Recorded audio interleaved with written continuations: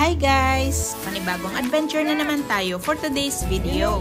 Nagkayayaan na naman nga mga katrabaho ng asawa ko na mag-yacht adventure kasama ang kanilang mga pamilya. Syempre, first time ito namin ma-experience kaya go agad. Buti na lang maganda ang panahon kaya perfect talaga tong adventure namin. After mga 30 minutes nga na biyahe from our place sa Mangilaw ay nakarating na rin kami dito sa Agat Marina. Dito nagmumore ang mga yacht at mga private vessel na ginagamit para sa pagkukruise.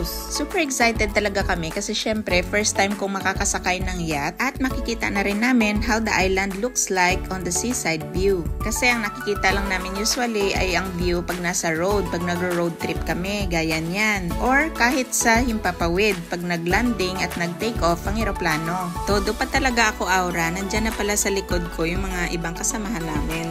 Nahiya naman ako guys ng very slight. Hi muna sa vlog ang mga kasamahan ko. Ang saya talaga namin dito kasi lahat kami ay first timers na ma-experience ang pagsakay sa yacht. At ayan nga si Walt ay nagbibideo habang papasok ng sasakyan namin na yacht. At syempre ako din, matik na yan. Para wala talagang may mamiss na moments. So dito pa lang sa bungad ay ang ganda talaga ng view na makikita mo yung mga iba't ibang klase ng yacht na nakapark or nakamore pala yung tamang term dyan pag nasa tubig. Pag mahilig ka talaga sa mga sea activities, perfect ang place na to pasyalan. Yan pala yung yacht na sasakyan namin. Maximum capacity niya ay 35 packs. Pero hindi naman kami umabot ng 35. So hati-hati na lang kami sa rent at sulit na sulit naman. Ang pinaka first step nga pala pagdating dito ay hubarin ang mga tsinelas. Nilalagay nila sa isang bucket and for safety reason nga naman kasi para hindi madulas. Bali 3 hours nga pala to na cruise from 3:30 to 6:30 PM. Habang inaantay pa namin ang iba naming mga kasamahan ay nagpicture-picture muna kami dito sa baba at umakyat din kami sa deck. Ayan si Walt nagpretend na captain ng yacht. Lumingon daw akin. Bago kami umalis ay safety first muna kaya binriefing muna kami kung ano dapat ang mga gawin in case of emergency. Parang kagaya din sa aeroplano na may nagde-demo before take off. Focus na focus talaga kami sa panonood lalo na yung asawa ko habang nagde-demo kung paano isuot ang life jacket. And then just give it a good tie, okay? May nakapaskil din na detailed instructions sa wall. At tinuruan niya na rin kami ng tamang way ng pag-akyat sa hagdan papunta sa deck. Dapat pala ay facing the ladder lang lagi, mapaakyat man or pababa. Pabaliktad ako. Let's go! So, paalis na nga kami guys at doon kami pumwesto ni Walt sa taas. First itinerary namin is dolphin watching. At habang papunta nga kami doon, look at the view guys so breathtaking and fascinating talaga. Kaya hindi ko naiwasan that time, nakapag-live tuloy ako. Ganyan palang itsura guys ng Guam on the seaside. Unlike sa Dubai, ang view doon puro mga tall buildings. Dito naman, nature na nature talaga. Mga 25 to 30 minutes kami na naglayag na ganito lahat ang makikita mo. Ang sarap talaga sa pakiramdam na parang turista ka. Dati kasi bangka lang at saka barko ang nasasakyan ko. Never imagined that I would experience this, yung makasakay sa yate. So thankful talaga for this opportunity. O diba, kung hindi pa ako nakapuntang Guam ay hindi ko to na-experience. Dati ako pa itong paayaw-ayaw na pupunta si Walt ng Guam. Yun pala, yun ang best decision in our life. Naisingit ko lang. At andito na nga kami sa spot kung saan makikita ang mga dolphins. Kaya mag-abang-abang tayo guys kung saan sila banda.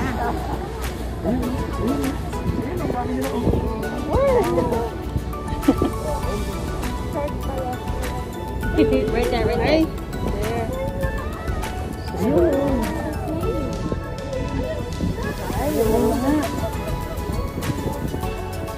Right there, you see that over there? Medyo mailap yung mga dolphin. Dolphin muna bago ka. Ayun!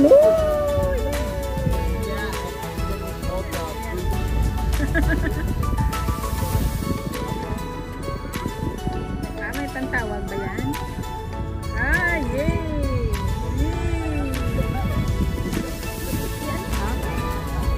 Saan? Really? See? Ikot-ikot kami. Kasunod daw sila sa waves. Umiikot kami ng mabagal lang kasi yung wave na nafo-form sa dinaanan namin ay yun daw yung susundan ng mga dolphin. At yun nga ay pasulpot-sulpot sila kung saan na hindi naman doon nakatutok ang kamera ko. Pero later on, nakuhanan ko talaga guys yung pagsayaw ng isang dolphin. Ayan, o diba? Yes!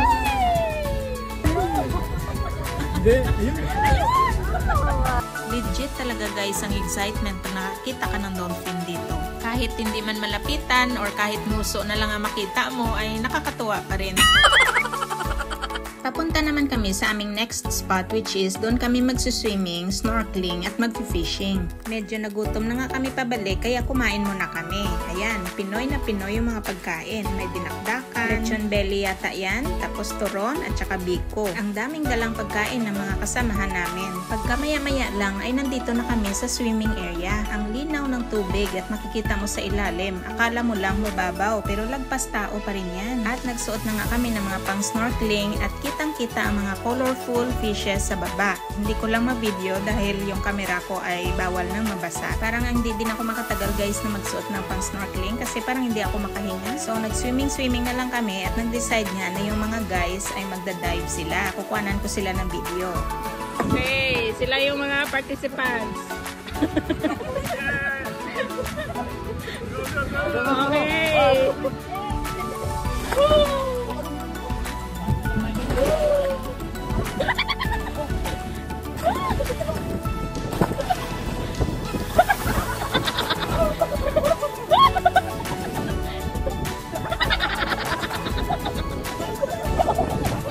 At doon naman daw sa deck manggagaling mag-dive. Go!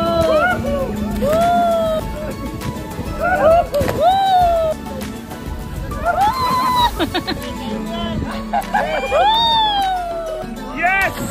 Uy, asawa ko yun. Buti na lang at sanay lumangoy. Katapos naman namin mag-swimming ay nag-fishing naman. Hindi talaga ako makahuli-huli ng isda kaya nanghiram na lang ako ng mga huli ng iba. So nakita nyo yan? Syempre hindi ako nakahuli niyan. Samantalang si Walt naman ay ang daming nahuli. Paghahalata talaga na lumaki malapit sa dagat. Yan ang una niyang nahuli. Janitor fish daw ata yan, I'm not sure. At another huli. Ay, ayan.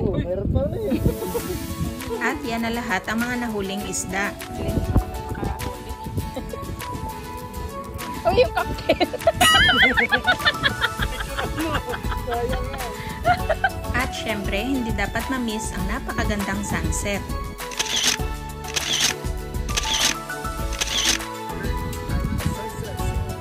Ah, really? Let's go. Go na. Pag sunset na pala guys, isa ka dito naglalabasan ang mga pating. Oops, may fishing rod pa. Tina-target pa yata nila hulihin ang pating. Eh, kaliit-liit kaya ng fishing rod. Kunti na lang pala kanina, no? Wala pa, no? May kumakagat-kagat na sa paa mo, yun pala siya.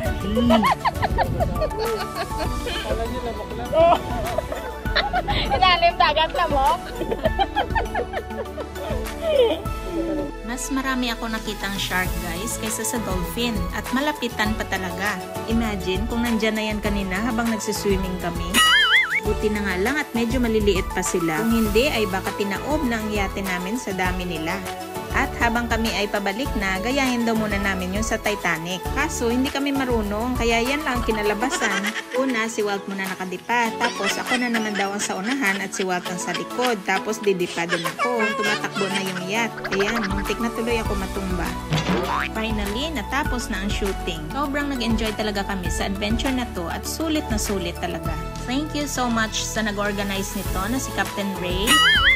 Engineer Ray pala. Looking forward for our next adventure. Hope you guys also enjoyed watching. See you on the next video. Bye-bye!